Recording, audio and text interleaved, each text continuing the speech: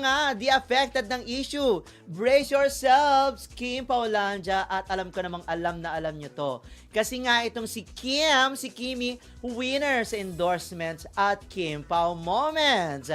Pinagdiriwan ng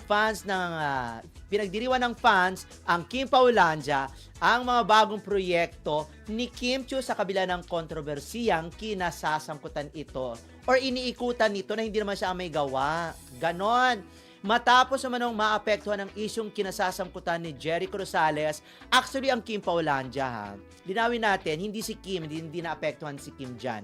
Agad namang nasundan ito ng endorsements at events kasama si Paolo Abilino. Napansin din ng fans ang panibagong commercial shoot ng aktres patunay na tuloy-tuloy ang kanyang trabaho. Kalaunan ay nilinaw ni Jericho na kinausap niya si Kim upang alamin kung may pagkukulang siya na nagresulta sa maayos na pag-uusap. Sa huli, nagkaayos ang magkabilang panig, ang panig ni Jericho at ni Kim at nagpaabot pa ng suportang aktres sa bagong pelikula ni na Jericho at Ann Curtis. Ganon. Ayon. Nagkaliwanagan. Pero ang Kim Paulandia, maliwanag na ba sa inyo ang lahat?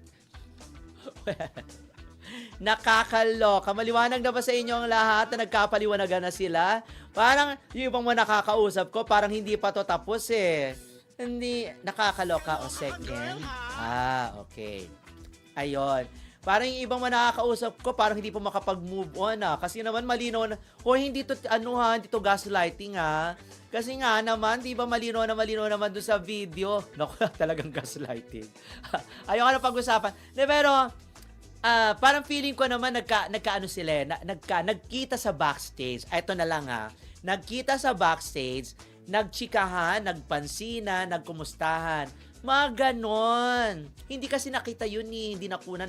Sana nakunan yan para at least, di ba bumalanse dito yung sa sinasabing dinedma daw umano ni Jericho itong si Kim doon sa stage ng noontime show niya. Ganon. Sa bagay makikita naman kasi sa video na parang hindi pinansin ni Jericho. Pero, understood na yun kung hindi ka naman pinansin ng isa mong kaibigan, understood na yun. Kaya nga lang, di ba, pag hindi mo kaibigan, tapos hindi ka pinansin, di ba, parang may feel mo, fuck yeah, anyari, anong meron? May something ba? Mga ganyan. Pero para sa akin, move on na tayo. At wag na nating balik-balikan yan. Ngayon, kung di pa kayo nakakapag-move on at gusto nyo pa rin bakbakan si Jericho, kayo na yan. Pero para sa akin, okay na yan. At least naman, di ba? Katulad nga sinabi natin, na si Kim, habang binabato, di ba, ng mga issue, at habang binabakbakan ng mga kung sino-sinong mga bashers, di ba, ang dami-dami pa rin niyang mga projects at meron pa siyang mga endorsements. Katatapos nga lang, di ba, kaya nang pala hindi umattend at absent itong si Kim sa kanyang show, ay dahil meron siyang, di ba, events dun sa kanyang fast food chain kung saan nakaisip ang Kim Paulandia na tawagin siyang, kumbaga, Queen at saka King, di ba? Parang ano yan di ba? Si Paolo ay CH King at si Kim naman ay CH Queen. Ganon. Hindi naman nakakapagtaka yan dahil ang dami-daming kumakain sa Chowking. Ako napapakain ako sa Chowking. Dati hindi ako masyadong kumakain sa Chowking. Kasi parang feeling ko ang alat-alat ng pagkain nila. Dati, pero ngayon carry naman. Depende kasi sa in-order nyo Pero, okay na ngayon ang pagkain ng Chowking At meron, ayun ako, nabanggit ko tuloy. Nabanggit ko. Sige, banggitin na nga natin. Okay lang yan. Ayun, hindi dati ako makain, pero ngayon okay na. At meron nag-post na isang pane na bata. Naku, ang dami-dami mga binili. Parang, kanino ba yon? Para sa inyo ba yon? Hoy, Kim Paulandia, magpadala naman kayo dito sige, Chowking na nga lang. Sige, padala kayo dito ng mga ganitong oras sa gabi. Para naman itong aming mga tech, diba? Para makakain, kawawa ng mga tech namin. Isa dyan, ang payat-payat na, Itago natin sa pangalang Kurt. Charot. Tama ba ako si Kurt? Si Kirby. Itago na sa pangalang Kirby. Naku, awang-awa talaga ako, butot balat na. Chararat. Ganon. Hindi, pero, tapos meron pang ginagawa si Kim na ibang project. At abala na sila sa kanilang world tour. Naku, ang lapit na yan. Pero sana katulad siya sabi ko, huy, tulungan nyo nga ako. Tulungan nyo nga akong ipaabot sa Ignacia Network yung dance concert ni Kim. Sana ito ay matuloy na, please. Please naman, kung ako nga lang may pera at bilyon ng pera ko, ako na magpuproduce niyan. Kahit wala akong kabakas, o kahit si Kim lang at saka si Paolo ang aking kabakas, go ako dyan. Kaya lang, isa lang akong simpleng mamamayan na maganda lang. Ganon. Kahit hindi mayaman, maganda lang. Pero dapat nating i-manifest na yayaman tayo ngayon. Pero maraming salamat sa inyo. Pero hindi pa tayo tapos, ha? Magandang punto yan. Kung pag-uusapan ng sitwasyon na hindi apektado sa mga kaliwat ka ng issue si Kim Chiu, maraming posibleng dahilan kung bakit ganoon ang nagiging dating niya sa publiko. Una, bilang isang matagal na artista, sanay na siya sa intriga, chismis at social media noise. Natural na parte ng showbiz ang kontrobersya, kaya kadalasan ang mga veteranong artista ay natutong mag-filter kung alin ang papansinin at alin ang hindi. Ang ganitong klase ng composure ay tanda ng emotional maturity at professional discipline. Pangalawa, pwedeng nakatutok lang siya sa trabaho at personal growth. Kapag busy sa projects, endorsements at hosting, mas inuuna ng isang artista ang output kesa pumatol sa bawat issue.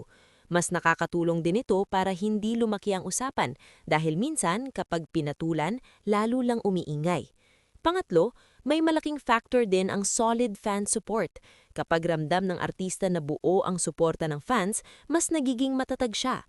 Kahit may mga isyung nadadawit ang pangalan niya kasama ang ibang personalities tulad ni Paulo Abelino o Jericho Rosales, kung malinaw ang focus at tahimik ang panig niya, mas nagiging kalmado ang imahe.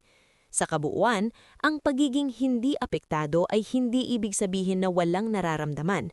Mas posible na marunong lang siyang mag-handle ng pressure, pumili ng laban, at panatilihing propesyonal ang sarili sa gitna ng ingay. Sa showbiz, malaking lakas ang ganitong klase ng mindset.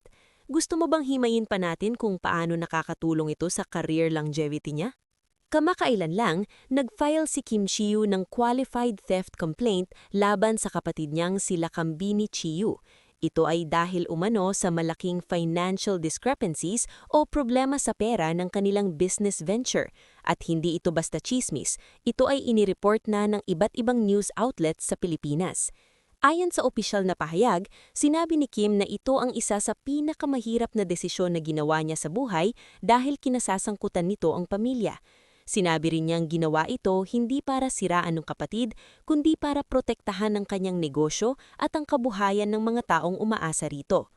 Sa social media, pumili si Kim na magbigay ng tahimik at mahinhing mensahe tungkol sa kanyang nararamdaman kaysa direktang idilayang issue sa publiko.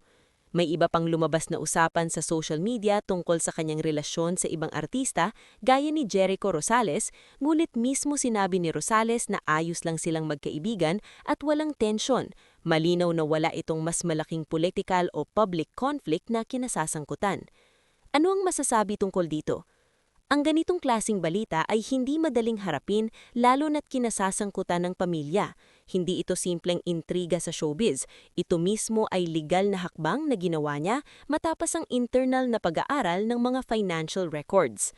Dahil personal at legal ang sitwasyon, ang estilo ni Kim na magbigay prioridad sa opisyal na proseso, proteksyon sa kanyang negosyo at tahimik na pagharap sa issue ay hindi nangangahulugang walang nararamdaman, kundi mas pinili niyang maging propesyonal, maingat at hindi magpadala sa mga social media speculation. Sa showbiz, malaking lakas ang ganitong klase ng mindset. Gusto mo bang himayin pa natin kung paano nakakatulong ito sa career longevity niya? Hindi ito simpleng showbiz drama, ito ay legal at personal na family issue. Ang kasong isinampa ni Kim Chiu ay hindi basta balita lamang na nag-away ang magkapatid. Ayon sa mga ulat, nag-file siya ng qualified theft complaint laban sa kapatid niya dahil sa seryosong financial discrepancies na nakita sa kanilang business venture. Ito ay isang kriminal na klamo at hindi biro dahil nangangahulugan ito na may allegation ng pag-angkin o hindi tamang paggamit ng pera o assets na pinagditiwalaan sa loob ng isang negosyo. Nakakaantig dahil ang taong isinama niya sa kaso ay hindi estranyo, kundi isang kapatid niya na matagal niyang nakasama at pinaggatiwalaan. Ipinapakita nito na hindi basta-basta ginawa ang hakbang na ito. May malalim na rason at mga ibinabatay na ebidensya na sinusuri ngayon ng mga piskal sa Quezon City Prosecutor's Office. Pangalawa, emosyonal at masakit para sa isang pamilya. Marami ang nagulat dahil kilala si Kim bilang isang taong malapit sa pamilya at mapagmahal na ate. Ang mismong pahayag niya at ng kanyang management ay nagsasaad na ang pag-file ng kaso ay isa sa pinakamahirap na desisyon sa buhay niya hindi dahil gusto niyang sirayan ng kapatid, kundi dahil ito ay para protektahan ng kanyang negosyo at ang kabuhayan ng mga taong umaasa rito. Maraming nagsanurid na hindi madaling gumawa ng ganitong hakbang lalo na kung kapatid mo ang taong sangkot, lalo na kung matagal kayong malapit at may pinagsamahan. Ipinapakita nito na may tinding internal na deliberasyon bago niya ito ginawa. Mahalaga ang legal na proseso at hindi dapat basta husgahan. Dahil ang kaso ay kasalukuyang nasa preliminary review pa lamang, hindi pa natin alam ang buong detalye ng mga ebidensya o pangyayari. Mahalaga na hayaan ng legal na sistema ang magproseso nito ayon sa batas. Ang legal na sistema mismo ang magbibigay linaw kung ano ang totoong nangyari. Umasa man o hindi, ito ay hindi lang issue sa showbiz. Ito ay tunay na legal na usapin na may implikasyon sa negosyo, pera at mga taong umaasa sa livelihood ng nasabing business. Pang-apat, ang public reaction ay mixed at puno ng empathy. Makikita sa komunidad at social media na marami ang nakikiramay kay Kim dahil sa bigat na kanyang pinagdadaanan, lalo na ang kapatid niya ang taong sangkot at mahirap harapin ang ganitong problema. May ibang nagsabing sometimes justice hurts dahil minsan kailangan mong harapin ang katotohanan kahit ito ay pumatol sa sariling pamilya. May iba rin na nag-reflect sa kanilang sariling buhay at pamilya dahil ito ay isang realistic na issue na pwedeng mangyari sa kahit sino. Resibo, panghuli, ito ay paalala para sa lahat na kahit gaano kaliit ang pamilya, kailangan may transparency at professionalism pagdating sa pera at negosyo. Kapag wala ito, kahit ang pinakamalapit na relasyon ay maaaring masira o malagay sa alanganin. Sa madaling salita, ang hakbang ni Kim Chiu na min-file ng kaso ay hindi isang impulsive na viral moment. Ito ay produktong malalim na pag-aarugal sa kanyang livelihood, negosyo at mga taong umaasa rito. Hindi madaling ang ganitong desisyon, kaya ito ay isang tunay at seryosong kwento ng family, trust, hurt at legal responsibility. Marami pang ibang aspeto at context na pwede mong idagdag o pag-isipan tungkol sa balitang ito kay Kim Chiu at ang kaso laban sa kapatid niyang sila Kambini Chiu na lumabas sa media kamakaiyan lang. Heto ang ilang mas malalim na puntos na pwede mong malaman at isama sa pag-unawa mo sa buong sitwasyon. Panguna, malalim ang pinanggagalingan ng issue, hindi ito bigla ang desisyon. Ayon sa opisyal na pahayag ni Kim at sa mga ulat, matagal na nilang sinubukang ayusin ang problema nila between ni Kim at Lakam ng pribado bago umabot sa korte. May mga months of internal review na ginawa bago naging legal ang hakbang niya at hindi ito basta impulsive o dramatikong hakbang para sa publicity. Ito ay nagpapakita na maaaring matagal na rin itong pinagproproblema ni Kim at ng kanyang team bago tuluyang nilang minabuting dalhin ito sa piskalya. Pangalawa, hindi pa opisyal na may criminal information o kaso sa korte. Habang nagsampa na si Kim ng complaint sa Quezon City Prosecutor's Office, hindi pa nakararating sa korte ang malinis at formal na criminal information, ibig sabihin, under review pa rin ang ebidensya at hindi pa tiyak kung susunod ang indictment o formal filing. Hindi ito simpleng issue ng nanakawan, legal na proseso pa ang susunod para malaman kung may sapat na batayan ng reklamo.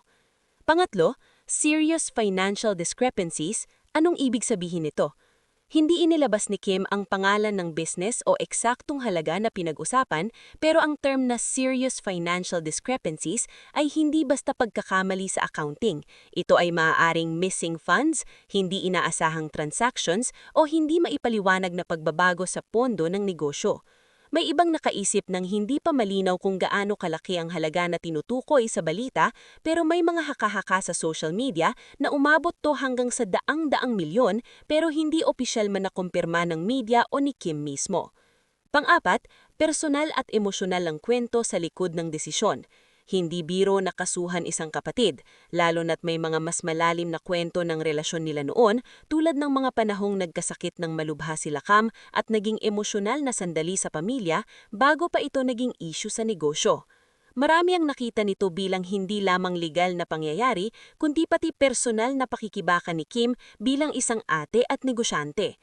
Ipinapakita nito na may tinding internal na deliberasyon bago niya ito ginawa. Reaksyon ng publiko ay hindi puro iisang tingin. Makikita sa komunidad at social media na may dalawang karaniwang reaksyon. Ang iba ay nakikiramay at nagsasabing mahirap ang sitwasyon ni Kim dahil kapatid ang nasangkot at mahirap harapin ang ganitong problema. May ilan din na nagre-react tungkol sa perception ng moralidad at mga endorsements o lifestyle choices, tulad ng mga komento kung paano nakikita ni Kim ang pag-eendorso niya sa online gambling habang may ganitong issue sa pamilya. Ito ay nagpapakita na ang balita ay hindi puro legal na balita. Nagiging usapin din ito ng personal na pananaw at social discussion. Pang-apat, paalala tungkol sa presumption of innocence. Mahalagang tandaan na hanggang hindi pa napapatunayan ng may sala sa korte, nananatilang presumption of innocence sila Cam. Ang pag-file ng qualified theft complaint ay hakbang lamang sa legal na proseso. Ito ay proseso ng hustisya at hindi dapat basta husgahan o husgahan agad ang isang tao base lamang sa mga balita o haka-haka. May legal na proseso pa at hindi pa pormal ang kaso. Ang issue ay may mas malalim na backstory at hindi simpleng pang-showbiz lang itong nangyari. Hindi pa malinaw ang halaga o eksaktong business na nasangkot. Malaking epekto nito sa relasyon nila bilang magkapatid at sa perception ng publiko.